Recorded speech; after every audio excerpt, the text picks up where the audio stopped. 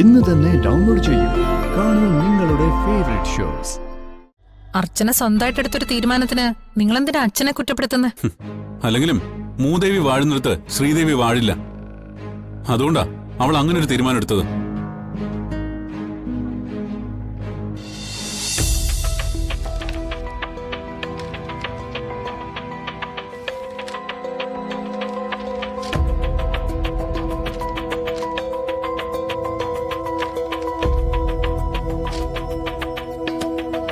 അച്ഛാ, ഇതും കൂടെ. ഇത്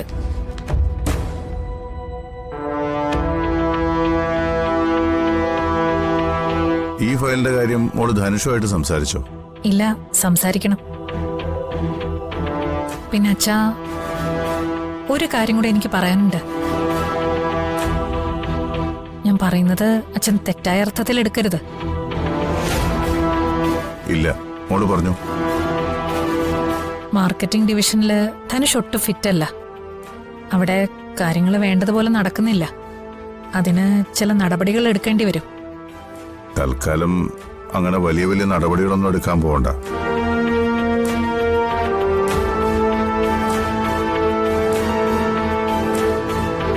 ധനുഷിനെ കൊണ്ട് മോള് കാര്യങ്ങൾ വേണ്ടതുപോലെ ചെയ്യിച്ചാ മതി. ചായ, ചേച്ചി എന്തിനാ ധനുഷിനെ കുറ്റപ്പെടുത്തുന്നേ? ധനുഷ് അവന്റെ ജോലി നല്ല വൃത്തിയായിട്ട് ചെയ്യുന്നുണ്ട്. ഞാൻ ആരെയും കുറ്റപ്പെടുത്തിയതല്ല. കമ്പനിയിൽ നടക്കുന്ന ചില കാര്യങ്ങൾ പറഞ്ഞു എന്ന് മാത്രമേ ഉള്ളൂ. ആര് പറഞ്ഞു? ഞാൻ കേട്ടല്ലോ. ഒരു കാര്യം ഞാൻ പറയാം. ചേച്ചി ഈ വീട്ടിലെ മരുമകളും ധനുഷ് ഈ വീട്ടിലെ മരുമകനുമാണ്. ചേച്ചിക്കുള്ള അതേ സ്ഥാനം തന്നെയാ അവനും ഈ വീട്ടിലുള്ളത്. അത് മറക്കണ്ട.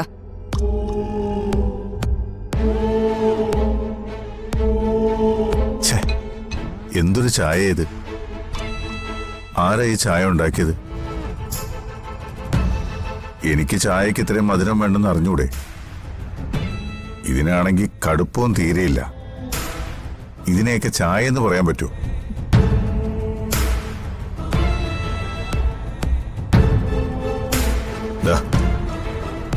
ആ, അച്ഛനെ അങ്ങനെ തന്നെ വേണം. അച്ഛന്റെ എല്ലാ കാര്യങ്ങളും നോക്കിയും കണ്ടും ചെയ്യുകയും ഈ വീട് ഭംഗിയെ നടത്തുകയും ചെയ്ത ഒരാളുണ്ടായിരുന്നല്ലോ ഇവിടെ, അർച്ചന ഏടത്തി. അച്ഛൻ ഒറ്റ ആള് കാരണം ഏടത്തേക്ക് വീട് വിട്ടു പോയത്. അച്ഛൻ വിചാരിച്ചിരുന്നെങ്കിൽ ഇതെല്ലാം ഒഴിവാക്കായിരുന്നു.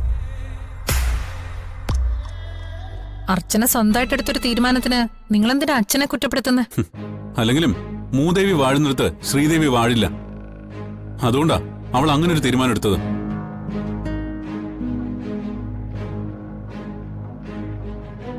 സച്ചി പറഞ്ഞത് കേട്ടില്ലേ അച്ഛാ? ഞാൻ മൂദേവിയാണെന്ന്.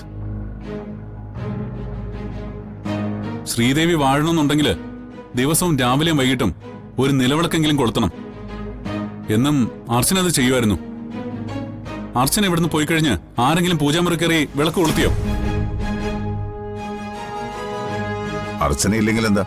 അനഘ, ആതിരയും സ്നേഹ ഇവിടെ ഉണ്ടല്ലോ. അവരാരെങ്കിലും കത്തിച്ചാലും പോരെ? നാളെ മുതല് ഞാൻ രാവിലെ പൂജാമുറി കയറി വിളക്ക് എത്തിച്ചോളാം. ആ, ബെസ്റ്റ്. അതിനേക്കാൾ ഭേദേ ആ പൂജാമുറിയും അടച്ചിടുന്നതാ. ഇനി ആരത് ചെയ്താലും പഴയ ഐശ്വര്യം തിരിച്ചു വരില്ല. അത് വരണമെന്നുണ്ടെങ്കിൽ അർച്ചന തന്നെ തിരിച്ചു വരണം. അതല്ലെങ്കിൽ മരിച്ചുപോയ ഞങ്ങളുടെ അമ്മ തന്നെ തിരിച്ചു വന്ന് നിലവിളക്ക് കൊളുത്തണം.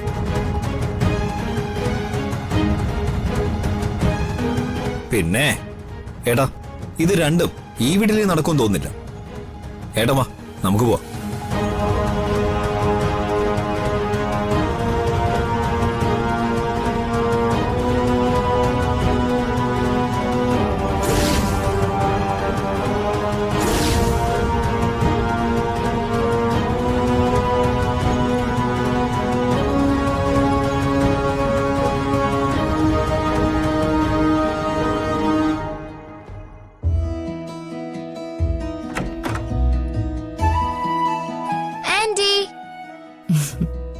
സച്ചിയങ്കിളാണോ ആന്റി ഹോസ്പിറ്റലിൽ കൊണ്ടുവന്നേ? സച്ചിയങ്കിൾ ഇപ്പൊ തന്നെ വരൂ. സച്ചിയങ്കിള് വരൂന്നാ നിന്റെ അച്ഛൻ പറഞ്ഞത്. വരുമില്ലയോന്ന് ആർക്കറിയാം? അതെന്താ ആന്റിക്ക് അറിയാത്ത? നിങ്ങൾ തമ്മിൽ പിണക്കത്തിലാണോ? എന്തൊക്കെ അറിയണേ ഈ കാന്താരിക്ക്. അല്ലെങ്കിൽ പിന്നെ ആന്റി ഒന്ന് വിളിച്ചാ പോരെ, അങ്കിൾ ഓടി വരില്ലേ? അയ്യോ ഞാനില്ലേ, ചിലപ്പോ എന്നെ കടിച്ചു തിന്നു കളയും. അത്രയ്ക്കും ദേഷ്യമാണോ? ഉം. ഞാൻ ഒരു കാര്യം ചോദിക്കട്ടെ ആന്റി? എന്താണ്? കുരുത്തം കെട്ട വല്ല ചോദ്യമാണോ? അല്ല, ഒരു ഗുഡ് ക്വസ്റ്റ്യനാ. ഈ സ്കാനിങ് നടത്തുമ്പോൾ ആന്റിയുടെ വയറ്റിലുള്ളത് മോൻ വാവയാണോ മോള് വാവയാണോ എന്ന് അറിയാൻ പറ്റുമോ? അവിടെ മോൾക്ക് ആരെയാ വേണ്ടേ? മോൻ വാവ് വേണോ മോള് വാവ് വേണോ? ഞാൻ ഈ വീട്ടില് മോളല്ലേ, ഇവിടെ തൊട്ടിലേ കിടക്കുന്നതും ഒരു മോളല്ലേ. അപ്പോ ഞങ്ങൾക്ക് രണ്ടുപേർക്ക് ഇനി വേണ്ടത് സച്ചങ്ങളിനെ പോലെ നല്ല സുന്ദരനായ മോൻ വാവയാ. അമ്പടി ഭയങ്കരി, നീ ആള് കൊള്ളാലോ. പക്ഷേ സച്ചാങ്കലിന് ഇഷ്ടം മോള് വാവയാ. അങ്ങനെ അങ്കിള് പറഞ്ഞു. ഉം. ഞാനും കൂടെ ഹോസ്പിറ്റലിൽ വരട്ടെ? എന്തിന്? സ്കാനിങ് നടത്തുമ്പോ കുഞ്ഞാവെ കാണാൻ. മോളോട് ആരാ ഇതൊക്കെ പറഞ്ഞത്? എന്റെ ഫ്രണ്ട് കസ്തൂരി. അവളുടെ ചേച്ചി ഗർഭിണിയായപ്പോ അവള് പറഞ്ഞല്ലോ അതൊരു മോൻ വാവയാണെന്ന്. എന്നിട്ട് കസ്തൂരിയുടെ ചേച്ചി പ്രസവിച്ചോ? പ്രസവിച്ചു. അത് മോൻ വാവ തന്നെയാ. ഞാനും കൂടെ വരട്ടെ ആന്റി ഹോസ്പിറ്റലില്?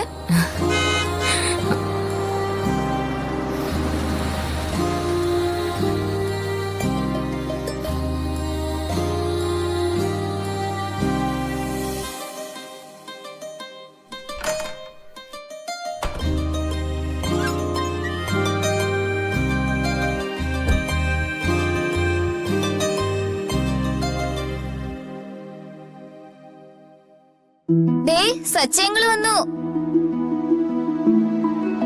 വാ.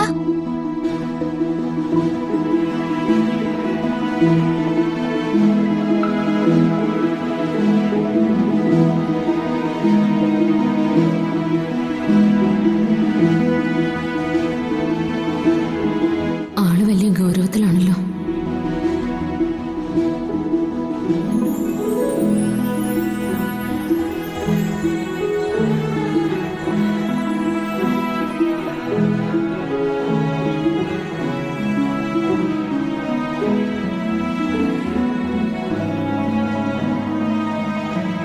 അങ്കിളെ, ആ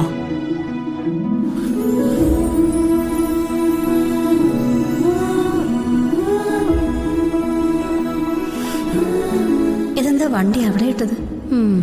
പിണക്കത്തിന്റെ കട്ടി കുറച്ച് കൂടുതലാന്ന് തോന്നുന്നു. അങ്കിൾ എന്താ വണ്ടി ഗേറ്റിനകത്ത് കയറ്റാത്ത? ഈ വണ്ടി ഇപ്പോ ഗേറ്റിനകത്ത് കേറില്ല മോളെ. അതിനെ പ്രത്യേക പാസ്സൊക്കെ വേണം. പാസോ? ആ. എന്ത് പാസ്? ആ ദാ ഇതിനപ്പുറേ അങ്കിളിന് നിരോധനാജ്ഞയുള്ള ഏരിയ. നിരോധനാജ്ഞ ലംഘിച്ച് അകത്തേക്ക് കയറിയ ലാത്തി ചാർജ് ഉണ്ടാവും. ചിലപ്പോ തല്ല് കിട്ടിയെന്നും വരും.